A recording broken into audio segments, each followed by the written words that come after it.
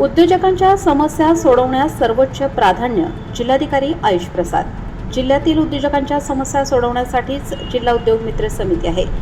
या समितीच्या माध्यमातून औद्योगिक वसाहतीतील सर्व उद्योजकांच्या समस्या सोडवण्यास सर्वोच्च प्राधान्य देण्यात येईल, असे जिल्हाधिकारी आयुष प्रसाद यांनी सांगितले।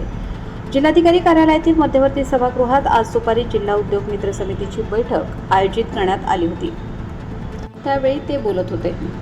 यावेळी जिल्हा परिषदेचे मुख्य कार्यकारी अधिकारी ओमकार पवार, जिल्हा उद्योग केंद्राचे महाव्यवस्थापक चेतन पाटील, महाराष्ट्र औद्योगिक विकास महामंडळाचे प्रादेशिक अधिकारी दीपक पाटील, जिल्हा परिषदेच्या उपमुख्य कार्यकारी अधिकारी वर्षा फटोळ, वीज वितरण कंपनीचे अधीक्षक अभियंता श्री थोरात, अग्रणी बँकेचे व्यवस्थापक विभा लव्हाटे, आयमाचे अध्यक्ष आशिष नहार यांच्यासह उद्योजकांच्या विविध संघटनांचे प्रतिनिधी उपस्थित होते।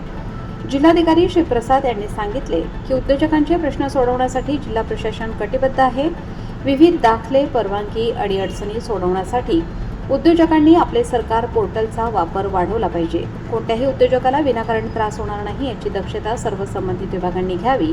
याबरोबरच उद्योगांच्या वृद्धीसाठी नियमानुसार जास्तीत जास्त सहकार्य करावे।